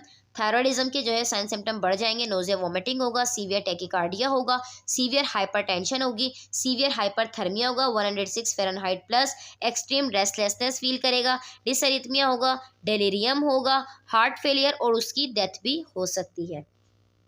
Delirium होता है कि कंफ्यूज रहना, कुछ याद ना रहना, परेशान रहना। फार्माकोलॉजिकल मैनेजमेंट की बात करें तो इन्फेंट को जो है एंटी थायराइड ड्रग दी जाएगी, टिपिकली मेथामेजोल 0.17 टू 0.33 मिलीग्राम पर केजी, ठीक है, पर ओरल दी जाती है। टीआईडी सम टाइम जो है बीटा ब्लॉकर्स भी देते हैं, जैसे कि प्रोपेनोलोल 0.8 मिलीग्राम पर केजी पर oral TID, atenolol 0.5 to 1.2 milligram पर केजी पर oral once day to BID, symptoms को ट्रीट करने के लिए। प्रोपाइल थायोयूरेसिल और अदर एंटी थायराइड ड्रग्स भी दी जाती है, रिसेंटली यूज़ की जाती है। सम टाइम कुछ जो है सीवियर लिवर फेलियर भी कर देता है, तो इसलिए कुछ लाइफ लॉन्ग ड्रग्स हम नहीं देते, ठीक है। थायराइड स्टॉर्म भी कॉज ना करवाएं, तो ट्रीटमेंट जो होता है हाइपरथायराइडिज्म का वो मॉनिटर करना लाजमी है क्लोजली और स्टॉप कर देना है कि अगर कोई डिजीज़ जो है वो हाइपरथायराइडिज्म की for example Grave disease during pregnancy के दौरान, तो उसको ट्रीट करने के लिए मेडिकेशन वगैरह देने हैं, लेकिन साथ में कब हमने स्टॉप करनी है, क्लोजली उसको ड्यूरिंग मेडिकेशन भी ऑब्जर्व करना होता है। Anti thyroid pharmacotherapy, iodides, beta adrenergic blocker, radio active iodine, ये सब भी देंगे फार्माकोलॉजिकल मैनेजमेंट में। नॉन फार्माकोलॉजिकल मैनेजमेंट में है drink plenty of water, to replace all fluid loss, जितना भी फ्लूइड लॉस हुआ उसको रिप्लेस करने के लिए, और सर्जिकल रिमूवल कर देंगे। फिर हम बात कर लेते हैं हाइपोथायराइडिज्म की। हाइपोथायराइडिज्म क्या है? इसको हम अंडर एक्टिव थायराइड और लो थायराइड भी कहते हैं। ये एक ऐसा डिसऑर्डर है एंडोक्राइन सिस्टम का जिसमें थायराइड ग्लैंड जो है वो हार्मोन को प्रोड्यूस नहीं करता। पैथोलॉजी इसकी क्या है कि थायराइड ग्लैंड जो है वो ब्यूकोफेरेंजियल कैविटी में 4 and 8 10 वीक्स ऑफ गेस्टेशन में, मतलब कि ये ब्यूकोफेरेंजियल कैविटी में प्रेजेंट होता है। 6 वीक का जो इन्फेंट होता है, सिम्टम्स उसको ये होते हैं, उसको जॉइंडिस होता है हाइपोथायराइडिज्म की वजह से। सप्लीमेंटल थायराइड थेरेपी उसको दी जाती है उस पेशेंट को, तो वो हेल्दी बेबी शुरू नज़र आने लगता है at the age of 1। Thyroid arise होता है फोर्थ ब्रेकियल पाउचिस से और अल्टीमेटली एंड कहाँ होता है? Bilobed organ in the neck, below organ in the neck, मतलब ये उसकी लोकेशन बता रहे हैं, ठीक है। थायराइड ग्लैंड जो है वो tyrosine iodine to manufacture T4 and triiodothyronine T3। Tyrosine को यूज़ करता है, आयोडीन को यूज़ करता है ताकि वो T4 और T3 को मैन्युफैक्चर कर सके। इनबॉर्न में क्या होता है कि अगर थायराइड मेटाबॉलिज्म एरर है तो वो कंजेनाइटल होती है, मतलब पैदाइशी की प्रॉब्लम है। मेजर जो कैरियर प्रोटीन होता है कि circulating thyroid hormone, thyroid binding globulin होती है TBG, thyroid binding pre albumin होती है TBPA एंड एल्ब्यूमिन होती है, ठीक है। ये मेजर इनके कैरियर प्रोटीन है। Infant born with low level of TBG as in congenital TBG deficiency, अगर कोई बच्चा TBG की डेफिशिएंसी के साथ बोर्न होता है तो वो कंजेनाइटल है। Have low total T4 level, तो उसका T4 लेवल भी कम होगा लेकिन वो फिजियोलॉजिकली नॉर्मल नजर आएगा। फैमिलियल कंजेनाइटल TBG जो है वो डेफिशिएंसी होती है, तो वो एक्स लिंक रिसेसिव और ऑटोसोमल रिसेसिव कंडीशन में होती है, मतलब फीमेल से लिंक कर रहा है। ये केसेस जो है वो फीमेल में ज़्यादा होते हैं। The most critical period of the effect of thyroid hormone, जो मोस्ट क्रिटिकल इफेक्ट होता है वो तब होता है जब ब्रेन की डेवलपमेंट हो रही होती है। ये लाइफ के फ्यू मंथ्स जो होते हैं स्टार्टिंग के उसमें होती है, ठीक है। वो मरहला बहुत कीमती होता है। साइन एंड सिम्टम की बात करें, साइन एंड सिम्टम जो होते हैं हाइपोथायराइडिज्म के, वो डिपेंड कर रहे होते हैं कि कितनी सीवियरिटी के साथ हार्मोन डेफिशिएंसी है या प्रॉब्लम है। तो ये स्लोली स्लोली डेवलप हो रहा होता है और ये कुछ सालों तक रहता है या अक्सर कुछ साल के बाद डेवलप होता है। सबसे पहले आप क्या नोट करोगे सिम्टम हाइपोथायराइडिज्म के? फटीग, वेट गेन और साथ में simply attribute them to getting older, जैसे अपनी उम्र से ज़्यादा बड़े लगना, लेकिन आपका मेटाबॉलिज्म जो है वो स्लो हो जाएगा और साथ साथ में आपको प्रॉब्लम आनी शुरू हो जाएगी। हाइपोथायराइडिज्म के साइन सिम्टम में फटीग होगा, सेंसिटिविटी टू कोल्ड की तरह यानी कि ठंड ज़्यादा लगेगी, हाथ पैर ठंडे हो जाना, कॉन्स्टिपेशन, स्किन ड्राई हो जाना, वेट गेन हो जाना, पफी फेस हो जाना, पफीनेस हो जाती है फेस पे, ठीक है, हॉर्सनेस, आवाज़ भारी हो जाना, मसल्स की वीकनेस, ब्लड कोलेस्ट्रॉल लेवल बढ़ जाएगा, मसल एक टेंडरनेस, स्टिफनेस बढ़ जाएगी, नेक स्टिफनेस भी हो जाती है, pain, stiffness, swelling in the joints, heavier than normal or irregular menstrual period in women, thinning hair, slow heart rate, depression, impaired mobility, enlarge thyroid gland, यानी कि goitre भी बन सकता है। ग्वाइटर भी दो किस्म का होता है, एक होता है टॉक्सिक और एक होता है नॉन टॉक्सिक। हाइपोथायराइडिज्म इन इन्फेंट की अगर हम बात करें, although hypothyroidism most often affect middle age को और ओल्डर वुमेन को इफेक्ट कर रहा होता है ये। एनीवन जिसको भी अगर ये कंडीशन है, जैसे इन्फेंट को है, initially baby born without a thyroid gland or with a gland that doesn't work properly, अक्सर बच्चे जो पैदा होते हैं वो बगैर थायराइड ग्लैंड के होते हैं, मतलब वो कंजेनाइटल प्रॉब्लम है या तो उनके पास थायराइड ग्लैंड होता है लेकिन प्रॉपर्ली वो वर्क नहीं कर रहा होता। तो कुछ साइन सिम्टम होते हैं जब न्यू बोर्न को ये प्रॉब्लम होती है हाइपोथायराइडिज्म की। तो प्रॉब्लम कौन सी होती है कि उनकी स्किन येलो हो जाती है, आइज उनकी वाइट हो जाएंगी, जॉइंटिस, मोस्ट केसेस में ये होता है कि बेबी का लिवर जो होता है वो एक सब्सटेंस है बिलिरुबिन, उसको मेटाबोलाइज नहीं कर पाता, ठीक है, जिसकी वजह से जॉइंटिस होता है। तो नॉर्मली जो है बेबी रिसाइकल, जो उसके रेड ब्लड सेल्स होते हैं वो नॉर्मली रिसाइकल कर रहा होता है और उसी को रेड ब्लड सेल्स को डैमेज कर रहा होता है, मतलब ओल्ड वाले को रिसाइकल करेगा और आरबीसीज को डैमेज करना शुरू कर देता है। लार्ज प्रोट्रूडिंग टंग होगी उस बच्चे की, सांस लेने में प्रॉब्लम, हॉर्स क्राइंग हो सकता है, मतलब भारी आवाज़ के साथ रोएगा वो बच्चा, अम्बलाइकल हर्निया। जैसे जैसे डिजीज़ बढ़ती रहेगी तो इन्फेंट जो है वो फीडिंग में प्रॉब्लम होगी उसको, उसकी ग्रोथ एंड डेवलपमेंट नॉर्मली नहीं होगी। Constipation, poor muscle tone, excessive sleepiness. जब हाइपोथायराइडिज्म होगी बच्चे में तो अगर इसको ट्रीट नहीं किया गया माइल्ड केसेस में, तो ये सीवियर फिजिकल और मेंटल रिटार्डेशन भी करवा सकती है, ठीक है। Hypothyroidism in children and teenage में क्या होता है कि जनरली तौर पर बच्चों को या टीनेज वाले बच्चों को जब हाइपोथायराइडिज्म होता है तो उनके साइन सिम्टम सेम ही होते हैं, लेकिन वो एक्सपीरियंस कर रहे होते हैं कि उनकी ग्रोथ जो है वो पुअर होती है, मतलब short stature, development permanent teeth की वो भी डिले होती है, प्यूबर्टी एज डिले होती है, मेंटल डेवलपमेंट भी उनकी स्लो होती है। कॉजेज़ की बात करें तो मोस्ट कॉमन कॉज होता है हाइपोथायराइडिज्म का बच्चों में फैमिली हिस्ट्री की वजह से, ठीक है, और children whose parent, grand parents, sibling, मतलब वो बच्चे जिसके पेरेंट्स को, ग्रैंड पेरेंट्स को, सिबलिंग्स को, बहन भाइयों में से किसी को भी अगर हाइपोथायराइडिज्म है तो वो रिस्क फैक्टर बन सकते हैं थायराइड डिजीज़ का। और ये सही हकीकत बात है, ट्रू है कि अगर फैमिली हिस्ट्री में इम्यून प्रॉब्लम है तो वो लाजमी सी बात है थायराइड पर इफेक्ट कर रहा होता है। ऑटो इम्यून कंडीशन जैसे कि ग्रेव डिजीज़ है, हैशिमोटोस डिजीज़ है, तो ये कॉमनली अपेयर होती है प्यूबर्टी एज में, क्योंकि ये हाइपोथायराइडिज्म की वजह से होती है, ये थायराइड कंडीशन में अफेक्ट कर रही होती हैं girls than boys, more frequently affect करती हैं गर्ल्स को ज़्यादा, क्योंकि एक्स लिंक्ड रिसेसिव ऑटोसोमल है, और बॉयज़ को कम इफेक्ट करती हैं। अदर कॉमन कॉज जो है हाइपोथायराइडिज्म के बच्चों में, तो उसमें यह है कि not enough iodine in children's diet, बच्चे की डाइट में अगर आयोडाइन ना हो, ठीक है, being born with a non functional thyroid, अगर वो पैदा ऐसा हुआ है कि उसकी थायराइड फंक्शनल नहीं हो पा रहा, नॉन फंक्शनल है या फिर थायराइड ग्लैंड ही नहीं है, तो उसको हम कंजेनाइटल हाइपोथायराइडिज्म कहते हैं। इम्प्रॉपर ट्रीटमेंट हो, अगर मदर के थायराइड डिजीज़ का, मदर को अगर कोई प्रॉब्लम हो थायराइड की और इम्प्रॉपर ट्रीटमेंट हो ड्यूरिंग प्रेगनेंसी तो भी हो सकता है। और normal pituitary, abnormal pituitary gland हो, मतलब कि ट्यूमर हो, साइज इंक्रीज हो, तो उसकी वजह से भी एक कॉज बन सकता है। डायग्नोस्टिक टेस्ट की बात करें तो न्यूबॉर्न स्क्रीनिंग करवाएंगे। स्क्रीनिंग जो है कंजेनाइटल हाइपोथायराइडिज्म की रिकमेंड की जाती है कि जब बेबी 3 दिन का हो तो तब करवाई जाती है। तो ये टेस्ट जो है वो परफॉर्म करना चाहिए जब वो बच्चा 7 दिन बर्थ से अगर 7 दिन तक, मतलब जैसे अगर वो हॉस्पिटल में है डिजीज़ की वजह से, तो 7 दिन मतलब डिस्चार्ज होने से पहले ही with in the 7 days of birth करवा लेना चाहिए। फॉल्स पॉजिटिव अगर टीएसएच आता है तो एलिवेशन आता है, तो ये स्पेसिमिन कलेक्टेड है 24 to 48 आवर, यानी कि 24 से 48 घंटे में बर्थ के बाद ये स्पेसिमिन लिया जाता है। फॉल्स नेगेटिव रिजल्ट आएगा तो क्रिटिकली इल है न्यूबॉर्न और पोस्ट ट्रांसफ्यूजन इन्फेंट्स में। T4 लेवल जो है वो लो होती है, लो नॉर्मल सीरम होता है। टोटल T4 लेवल जो होती है, ठीक है, सीरम में टीएसएच की, वो रेंज जो है वो सजेस्ट कर रही होती है कि टीबीजी डेफिशिएंसी है तो ये T4 का लेवल भी डाउन होगा। तो ये कंजेनिटल डिसऑर्डर भी हो सकता है, इसमें कोई पैथोलॉजी कंसिक्वेंसेस नहीं है। हाँ, इसी के साथ साथ ये रिकॉग्नाइज करना चाहिए कि अननेसेसरी थायराइड हार्मोन एडमिनिस्टर ना करें, खुद से जो है वो थायराइड हार्मोन को एडमिनिस्टर ना करें, ठीक है, अननेसेसरी तौर पर। अल्ट्रासोनोग्राफी और सेंटीग्राफी करवाई जाती है। अल्ट्रासोनोग्राफी, थायराइड सेंटीग्राफी जो है हेल्प कर रही होती है एनाटॉमिकल स्ट्रक्चर देखने में, फंक्शन देखने में थायराइड ग्लैंड के, साथ साथ में एटियोलॉजी क्या है, कंजेनाइटल हाइपोथायराइडिज्म है। तो अल्ट्रासाउंड जो है वो लैक सेंसिटिविटी बता रहा होता है, मतलब कि वो एक्टोपिक ग्लैंड को डिटेक्ट कर रहा होता है। लेकिन गोल्ड स्टैंडर्ड हमारे पास ये है थायराइड को मेजर करने के लिए सेंटीग्राफी है।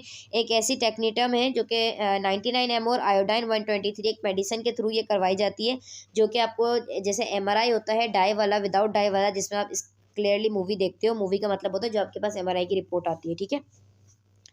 तो मोस्ट केसेस में ये करवाया जाता है ताकि डिस्टिंग्विश पता चल सके जब हम सेंटीग्राफी करवाते हैं कि बच्चे को पैदाइशी ये प्रॉब्लम था या उसने अपनी ज़िंदगी में इस चीज़ को अक्वायर्ड किया है, मतलब हासिल किया है। रेडियोग्राफी में क्या है कि लेटरल रेडियोग्राफी करवाई जाती है नी की, देख सकें कि डिस्टल फीमोरल एपिफाइसिस उसका डिस्टेंस पे है या फिर कोई और प्रॉब्लम है। Centre appear at about 36 week of gestation का जब बेबी होता है तो तभी ये अल्ट्रासाउंड करवाया जाता है, रेडियोग्राफी भी करवाई जाती है। Its absence in a term or post term infant indicate prenatal effect hypothyroidism. अगर ये एब्सेंस है या पोस्ट टर्म इन्फेंट को जो है अगर करवाते हैं तो वो इंडिकेट कर रहा होता है कि उसको कोई प्री नेटल इफेक्ट है, यानी कि जब हम पोस्ट टर्म बाद में जब हम करवा रहे होते हैं बच्चे का टेस्ट तो पता चलता है कि उसको ये प्रीनेटल इफेक्ट था, पहले से ही ये वाली प्रॉब्लम थी। फार्माकोलॉजिकल मैनेजमेंट की बात करें तो ड्रग ऑफ चॉइस पे डिपेंड करता है कि आपने कौन सी देनी है। हाइपोथायराइडिज्म के लिए लेवोथायरोक्सिन देनी है। थायराइड हार्मोन की बात करें तो कुछ एजेंट्स होते हैं एडमिनिस्टर किए जाते हैं सप्लीमेंट के तौर पर थायराइड हार्मोन के लिए, जो कि हाइपोथायराइडिज्म वाले पेशेंट होते हैं, जैसे कि लेवोथायरोक्सिन प्रीफर किया जाता है थायराइड हार्मोन रिप्लेसमेंट के लिए। तो नॉन फार्माकोलॉजिकल मैनेजमेंट आता है कि आप वाइटामिन ले सकते हो, साथ साथ में आपकी थायराइड हेल्थ पर भी इफेक्ट कर रहा होता है। लो थायराइड हार्मोन आपके बॉडी के विटामिन B12 लेवल को इफेक्ट करता है, तो आपने विटामिन B12 लेना है, सप्लीमेंट लेना है ताकि आप की जो है बॉडी रिपेयर की तरफ जा सके, हाइपोथायराइडिज्म कोर्स जो हुआ है वो ख़त्म हो सके। विटामिन B12 जो है टायर्डनेस, थायराइड डिजीज़ जब कोर्स करवाते हैं तो आप बहुत ज़्यादा टायर्डनेस फील करोगे, तो ये डिजीज़ आपको साथ साथ विटामिन B1 लेवल पर भी इफेक्ट करेगी, तो आप इसके अंदर विटामिन B12 के साथ आप मज़ीद विटामिन B ऐड कर सकते हो। कौन से फूड के साथ? Peas and beans, asparagus, sesame food, tuna, cheese, milk and eggs. Vitamin B12 जो है जनरली सेफ़ होती है, हेल्दी होती है, हर एक इंडिविजुअल के लिए रिकमेंड की जाती है, ठीक है। अपने डॉक्टर से पूछ कर फिर आपने अपनी डाइट में विटामिन B इस्तेमाल करना है और एक मिकदार के मुताबिक करना है, ठीक है, ज़्यादा हाइपर नहीं होना। ट्रीटमेंट की बात करें तो हाइपोथायराइडिज्म को ट्रीट किया जाता है थायराइड हार्मोन रिप्लेसमेंट थेरेपी के थ्रू या फिर पिल्स के थ्रू लेवोथायरोक्सिन देते हैं। लेवोथायरोक्सिन एक केमिकली आइडेंटिकल है T4 को आइडेंटिफाई करवा रही होती है, जो कि नेचुरली हमारी बॉडीज़ में होता है। Replenish your child thyroid hormone lives to normal as long as it prescribe. जैसे जैसे आप लेवोथायरोक्सिन देते रहते हो तो आपके बच्चे का जो थायराइड हार्मोन का लेवल है वो नॉर्मल की तरफ आता रहता है। स्टार्टिंग की डोज जो है लेवोथायरोक्सिन की कंजेनाइटल अगर हाइपोथायराइडिज्म है तो 10 to 15 माइक्रोग्राम पर केजी पर डे दी जाती है।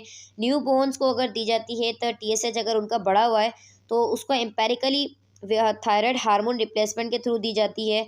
तो बच्चा जो कि 2 साल तक का होता है, ठीक है, उसको थायराइड हार्मोन रिप्लेसमेंट थेरेपी के थ्रू ट्रीट कर रहे होते हैं ताकि जो भी पॉसिबिलिटी है या परमानेंट अगर कॉग्निटिव डेफिसिट है हाइपोथायराइडिज्म की वजह से जो हो रहा है वो उसको ट्रीट कर सकें। कॉम्प्लिकेशन में ये है कि बच्चा जो है वो नॉर्मल थायराइड फंक्शन को रिगेन कर रहा होता है ताकि वो नॉर्मल की तरफ आ जाए। बिहेवियर प्रॉब्लम हो गई जो कि फिजिकल एंड मेंटल प्रोसेस हो गए तो वो स्पीड अप फौरी तौर पर अपनी जगह वापस आने शुरू होते हैं। एनर्जी है, अलर्टनेस है, तो ये लीड कर रही होती है कि इसमें अटेंशन जो कम हो रही थी, कंसंट्रेशन कम हो रही थी, स्पेशली स्कूल जाने वाले बच्चों के लिए, तो वो रिवर्स हो रही होती है, रिटर्न होती है। हाइपोथायराइडिज्म इफेक्ट करती है बच्चे की नॉर्मल ग्रोथ पर, डेवलपमेंट पर, साथ साथ में सेक्सुअल डेवलपमेंट पर। अगर इसको अनट्रीट छोड़ दिया गया तो ये एक ऐसी कंडीशन है जो कि लो रेड ब्लड सेल्स को कॉज करवाएगी आपकी बॉडी में, जिसकी वजह से बच्चे को एनीमिया भी हो सकता है। प्रिवेंशन में ये कि आपने हेल्दी आयोडाइन लेवल लेनी है, स्मोकिंग नहीं करनी, बी केयरफुल लेना है टॉक्सिक एक्सपोजर के बारे में, थायराइड कॉलर जो है इस्तेमाल करनी है डेंटल एक्सरे के दरमियान, और साथ साथ में आपने पोटेशियम लेना है, आयोडाइड ऑन हैंड, यानी कि साथ साथ आपने ये भी लेना है। Don't go overboard on soya, ज़्यादातर नहीं लेना, and don't overdo raw goitrogenic vegetables, ज़्यादा गोइट्रोजेनिक वेजिटेबल्स वगैरह भी इस्तेमाल नहीं करनी। मेडिकल मैनेजमेंट की बात करें तो थायराइड हार्मोन जो replace as soon as possible करवाया जाता है, जैसे कि डायग्नोस पता चल जाए। तो गोल ऑफ ट्रीटमेंट ये होता है कंजेनाइटल हाइपोथायराइडिज्म का, कि हाइपोथायराइडिज्म को करेक्ट किया जाए, इंश्योर किया जाए कि उसकी न्यूरो साइकोलॉजिकल डेवलपमेंट और ग्रोथ अच्छे से होनी चाहिए। ए और बी का फ़र्क देखो, ट्रीटमेंट से पहले डल लुकिंग फेस लगेगा आपको, ये है ट्रीटमेंट से पहले वाला। पफ अप फेस लगेगा, ठीक है, लेस, और उसके बाद क्या होगा, आपको प्रोट्रूटेड टंग मिलेगी। आफ्टर ट्रीटमेंट के बाद देखो, alert looking face, less swelling, normal appearance लगती है टंग की भी। ये एक मेडिकल ब्लॉग के अकॉर्डिंग आपको बताया गया है। लिवोथायरोक्सिन बेसिकली तौर पर एक थायरोक्सिन है, रिकमेंड किया जाता है ट्रीटमेंट के अकॉर्डिंग, ठीक है। ये स्टैब्लिश है, सेफ है, इफेक्टिव है, इनएक्सपेंसिव है, इजीली एडमिनिस्टर कर सकते हो और इजीली मॉनिटर भी कर सकते हो। डाइट में ये है कि आप आयोडाइड सप्लीमेंटेशन लेते हो आयोडाइन डेफिशिएंट एरिया को कवर अप करने के लिए, तो आप एंडेमिक क्रेटिनिज्म से भी बच सकते हो, but doesn't have a major effect on sporadic congenital hyperthyroidism. लेकिन आयोडाइन जो है ना, वो आपके कंजेनाइटल हाइपरथायराइडिज्म पर इफेक्ट नहीं करती ज़्यादा। सोए बेस्ड फार्मूला आप कम करते हो, इस्तेमाल करते हो, तो ये लिवोथायरोक्सिन की जो एब्जॉर्प्शन होती है आपकी बॉडी में उसको कम कर देती है, तो ये कंट्राइंडिकेशन होती है साथ साथ में। और जो कुछ बच्चे होते हैं जो कंजेनाइटल हाइपोथायराइडिज्म के साथ होते हैं, switching an infant from a milk based formula, तो उनको क्या किया जाता है, जो फार्मूला बेस्ड मिल्क होता है उस पर उनको स्विच कर दिया जाता है, ठीक है। अच्छा, जब उनको स्विच कर दिया जाता है तो वो ज़्यादा चांसेस होते हैं कि फिर थायराइड हार्मोन की जो है वो आपने डोज इंक्रीज़ करनी होती है, क्योंकि थायराइड स्टेटस को मेंटेन करने के लिए उनको उनकी मेडिसिन देना भी बहुत ज़्यादा ज़रूरी हो जाता है। नर्सिंग मैनेजमेंट की बात करें तो एक स्टेबल वेट मेंटेन रखना है, क्लाइंट को और उसकी फैमिली को बॉडी वेट चेंजेस के बारे में एजुकेट करना है, हाइपोथायराइडिज्म में जो भी वेट चेंजेस आती हैं, कोलैबोरेट करना है कि जो भी डेफिशिएंट है, ठीक है, डाइटिशियन है, उससे आपने जो भी कैलोरी डेफिशिएंसी हो रही है, नीड्स है उसकी जितनी भी बॉडी की, आपने उससे बात करनी है, उसको भी बताना है, उससे कंसर्न लेना है, इंकरेज करना है कि वो इनटेक ऑफ फूड सही ले जो कि फाइबर जिसमें ज़्यादा हो, इंकरेज करना है कि लो कोलेस्ट्रॉल वाली डाइट हो, लो कैलोरी हो, लो सैचुरेटेड फैट हो, ज़्यादा से ज़्यादा उसको डिजीज़ के बारे में बताना है, इन्फॉर्मेशन देनी है हाइपोथायराइडिज्म के बारे में, एजुकेट करना है क्लाइंट को, फैमिली को थायराइड हार्मोन के बारे में, एम्फेसाइज करना है कि इम्पोर्टेंस क्या है, साथ साथ में फटीग को कम करना है, डेली एनर्जी पैटर्न के बारे में बताना है, इसके लिए एक प्लान बनाना है कि किस तरह इंडिविजुअली एक अपने रेस्ट पीरियड ले सकता है कि वो आराम करे, स्केड्यूल एक्टिविटीज़ उसकी बनानी है कि कब वो अपनी एक्टिविटी कर सकते हैं पीरियड के साथ साथ, कब क्लाइंट को ज़्यादा एनर्जी की नीड है, और उसके इन्वायरमेंटल जो कंडक्टिव जो इन्वायरमेंटल होता है ना, जहाँ वो रह रहा होता है, जिस रूम में जिस वार्ड में, तो वहाँ पर कामनेस वाला इन्वायरमेंट होना चाहिए, काम, पीस, ठीक है, ये वाला इन्वायरमेंट बहुत ज़रूरी होता है ताकि आपको डिप्रेशन भी कम हो, फटीग भी कम होनी चाहिए।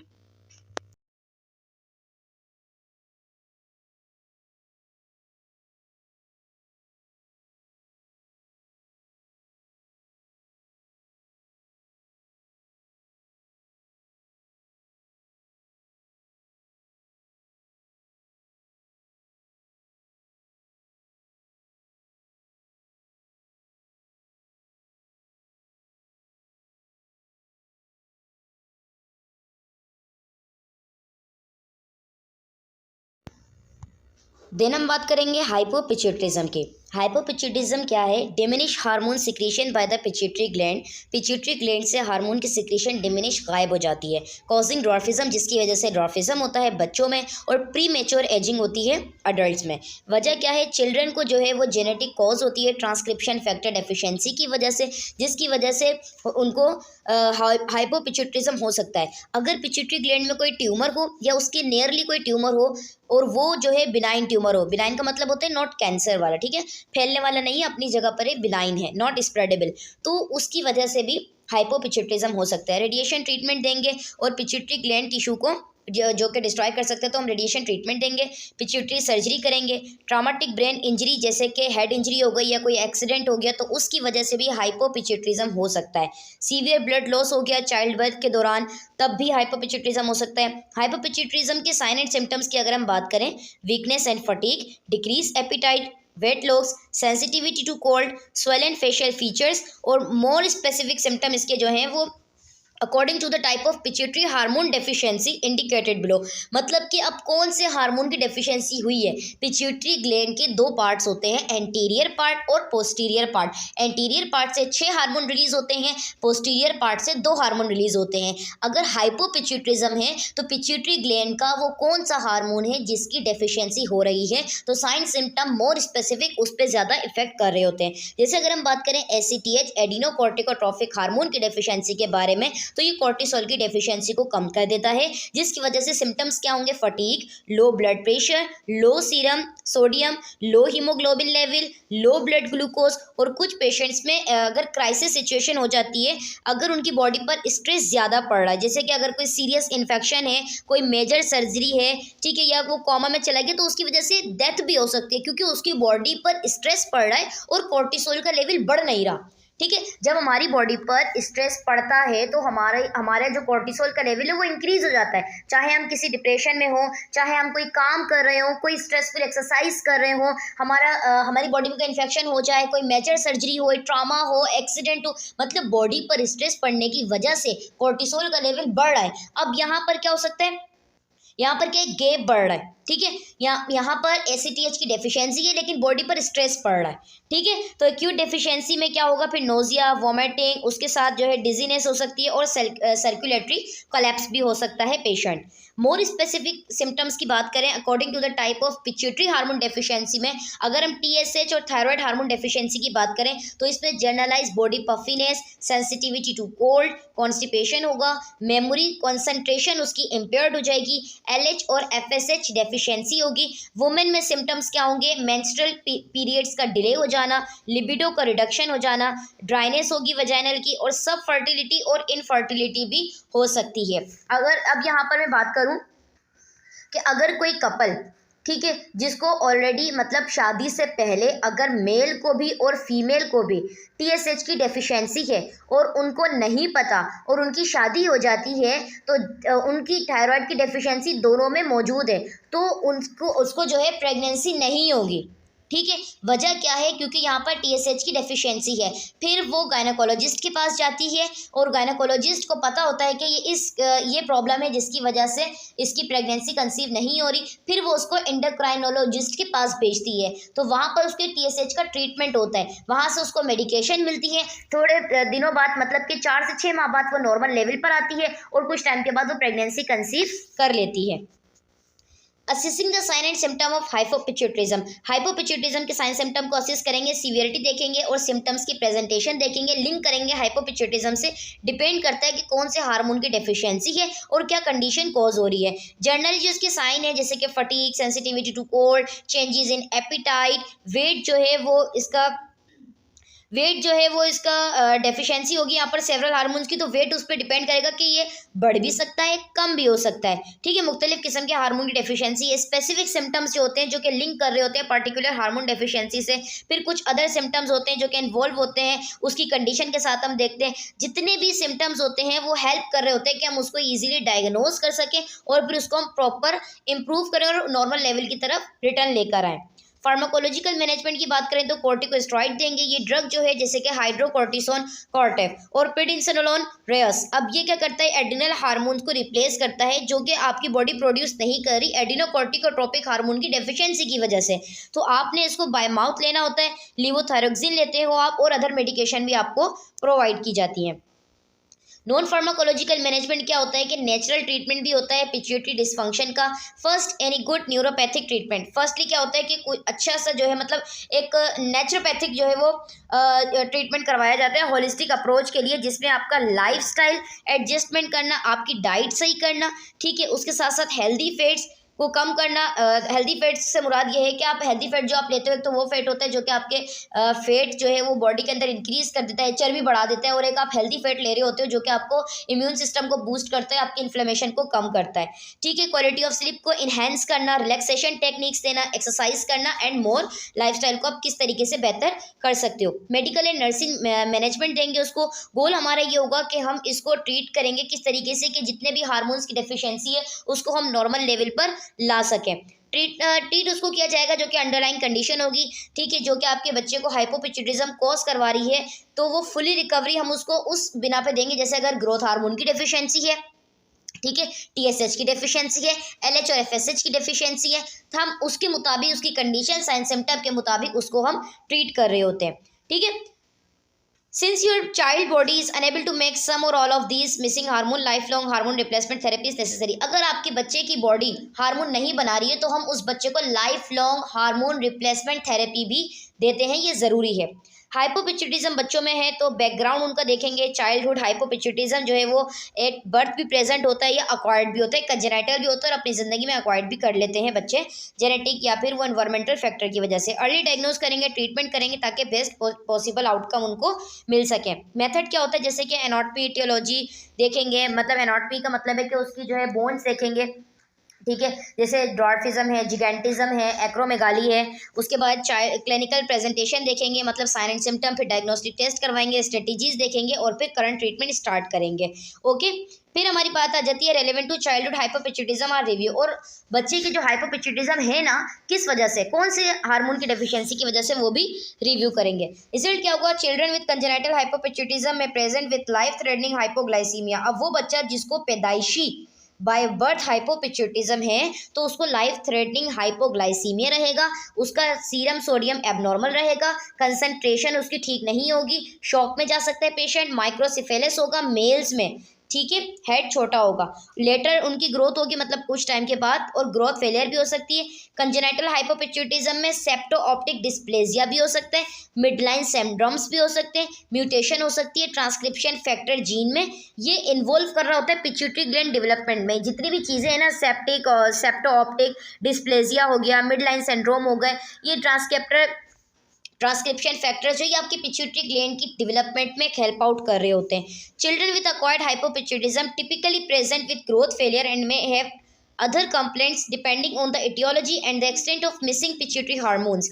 अब वो बच्चा जो जिसको अपनी ज़िंदगी में, मतलब कि ज़िंदगी में कुछ टाइम के बाद हुआ है, जब वो पैदा हो गया उसके 6 माह के बाद या 1 साल के बाद अगर उसको हाइपोपिट्यूटिज्म हुआ है तो अब उसकी जो है ग्रोथ फेलियर हो जाएगा और उसको अदर कंप्लेंट भी होंगी साथ साथ में। डिपेंड कर रहा होता है कि उसकी एटियोलॉजी कॉज क्या है और कौन सा पिट्यूटरी हार्मोन यहाँ पर मिसिंग है। अक्वायर्ड हाइपोपिट्यूटिज्म में जो है ट्यूमर की वजह से तो मोस्ट कॉमनली क्या हो सकता है, क्रेनियोफेरेंजियोमा हो सकता है, रेडिएशन, इन्फेक्शन, हाइड्रोसिफेलिस, वेस्क्यूलर एनोमलीज हो सकती हैं, या कोई ट्रामा हो सकता है। कंक्लूजन की बात करें तो एमआरआई करवाएंगे हेड का, ये क्रिटिकली डिटरमाइन कर सकता है कि एटियोलॉजी क्या है। अगर कोई ट्यूमर होगा तो वो भी हमें पता चल जाएगा, कोई इंसिडेंस होगा तो वो भी पता चल जाएगा। अगर साथ साथ में क्रेनियोफेरेंजियोमा होगा, इन्फेक्शन होगा, हाइड्रोसिफेलिस है, माइक्रोसिफेलिस है, सारी चीज़ें वो एमआरआई में पता चल जाती हैं। पिट्यूटरी हार्मोन डेफिशिएंसी जो है undertaken along with the appropriate hormonal replacement, फिर उसको अंडरटेकन लिया जाएगा, उस डेफिशिएंसी को देखेंगे, मिसिंग हार्मोन को देखेंगे, फिर हार्मोन रिप्लेसमेंट दिया जाएगा। कुछ केसेस में जो है वो डायरेक्ट ट्रीटमेंट स्टार्ट कर देते हैं कि जो कॉज है हाइपोपिट्यूटिज्म का, डायरेक्टली ट्रीटमेंट स्टार्ट कर देते हैं। जितने भी बच्चे हाइपोपिट्यूटिज्म के साथ required coordination of medical care, उनको मेडिकेशन जो भी उनको अटेंशन दे रहा होता है या मेडिकल केयर दे रहा होता है तो उसके साथ उनको कोऑर्डिनेट करना होता है। साथ साथ में पीडियाट्रिक एंडोक्राइनोलॉजिस्ट के पास हम उससे रेफर करवाते हैं, वो भी उनको देखता है। साथ साथ में ट्रांजिशन करते हैं केयर ऑफ इंटर्निस्ट एंडोक्राइनोलॉजिस्ट, फिर उसको रेफर कर दिया जाता है रिप्रोडक्टिव एंडोक्राइनोलॉजिस्ट के पास ताकि उसको लेटर स्टेज में फर्टिलिटी इश्यूज ना हो। देन हम अपने लास्ट टॉपिक की तरफ बढ़ेंगे, हाइपर पिट्यूटिज्म। यहाँ पर सारी चीज़ें बढ़ जाएंगी।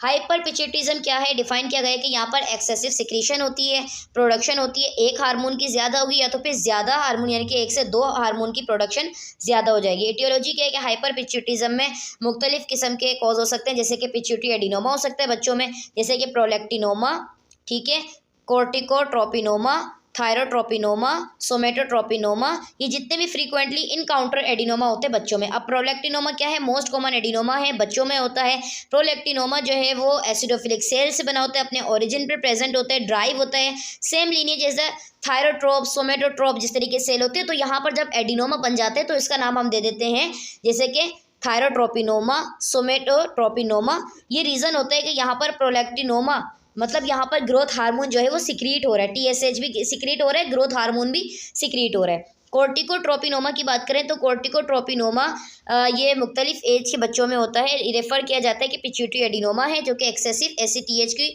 प्रोडक्शन को बढ़ा रहा है। अडल्ट में क्या होता है कि ये एब्सेंस ऑफ एसीटीएच होता है। बड़ों में जो है ये एसीटीएच जब लेवल कम होता है तो तब होता है, बच्चों में जो है जब ये एक्सेसिव हो जाता है तब ये प्रॉब्लम होती है एडिनोमा वाली, ठीक है।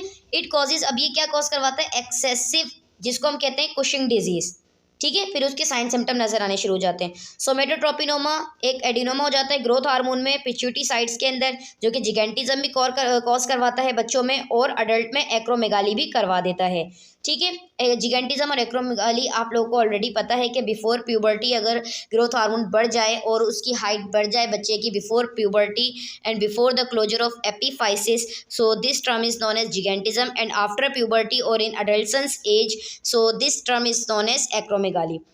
थायरोट्रोपिनोमा क्या है कि एडिनोमा जो है वो टीएसएच सिक्रीट कर रहा होता है मेनली, साथ साथ में जब थायरोट्रोपिनोमा मतलब कि थायरोट्रॉप्स में एडिनोमा है, तो अब थायरोट्रोपिनोमा में एडिनोमा है तो वो टीएसएच को हाई करेगा, इसके साथ साथ प्रोलैक्टिन को भी हाई कर देगा, ग्रोथ हार्मोन को भी हाई कर देगा। ये अल्फा सब यूनिट पे काम कर रहा, तो इसके साथ चीज़ें बढ़ जाती हैं, वाइस वर्सा चल रहा होता है, एक बड़ा दूसरा भी बड़ा तीसरा भी बड़ा, ठीक है। साइन सिम्टम की बात करें, नर्वसनेस, रैपिड और irregular heart beat, weight loss, fatigue, muscular weakness, headache, bruisability, visual loss और डबल विजन हो सकता है, एक्सेसिव स्वेटिंग भी हो सकती है। डायग्नोस्टिक टेस्ट की बात करें तो इसमें इंक्लूडेड रेडियोलॉजिक इमेजिंग टेस्ट है परफॉर्म किए जाते हैं ताकि उस ट्यूमर का साइज और लोकेशन देख सकें। Magnetic resonance imaging, MRI, computerised tomography, CT scan, और जो है सिटी स्कैन इसलिए भी करवाए जाते हैं उन पेशेंट्स में जो कि एमआरआई नहीं करवाए जाते। कुछ लोगों को एमआरआई जो है नहीं करवाया जाता, जैसे उनको पेस मेकर लगा होता है या अदर इम्प्लांट्स होते हैं, क्योंकि एमआरआई के लिए सब चीज़ें रिमूव करनी होती हैं, तो इसलिए इन सीवियर कंडीशन में डायग्नोज करने के लिए डिपेंड कर रहा होता है कि ट्यूमर कहाँ है कहाँ नहीं है, तो उसके लिए हम सिटी स्कैन ही करवा लेते हैं। फार्माकोलॉजिकल मैनेजमेंट की बात करें तो प्रोलैक्टिनोमा में फर्स्ट चॉइस ऑफ ड्रग होती है डोपामीन एगोनिस्ट, जैसे कि यहाँ पर आ जाती है ब्रोमोक्रॉप्टिन और कैबरगोलिन।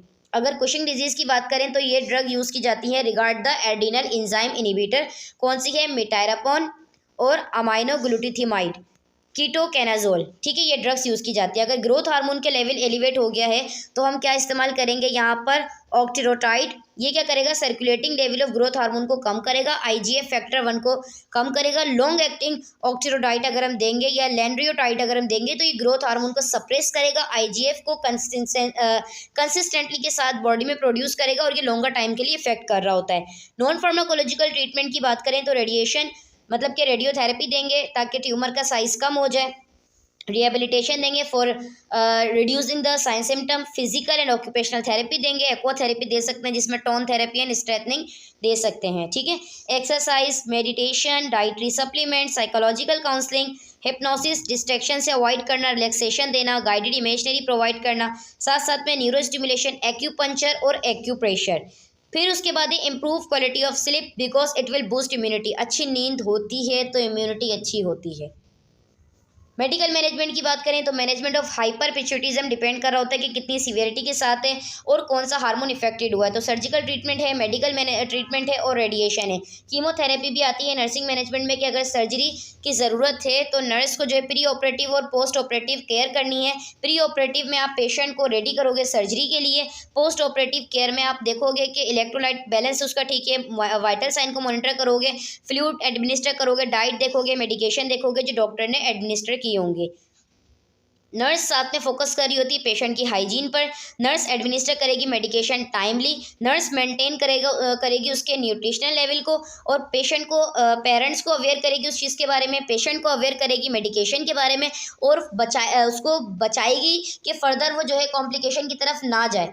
बचाने का मतलब ये है कि वो उसके पेरेंट्स को बताएगी, वो पेशेंट को भी बताएगी, अगर बच्चा छोटा है तो वो उसके पेरेंट्स को गाइड करेगी कि आप इस चीज़ों से अवॉइड करो ताकि ये मजीद कॉम्प्लिकेशन की तरफ ना जा सके, ठीक है। तो ये था आज का हमारा कंप्लीट यूनिट। अगर आपको इसमें कोई भी क्वेश्चन है तो उसका क्वेश्चन आप कमेंट सेक्शन में पूछ सकते हैं। Thank you so much.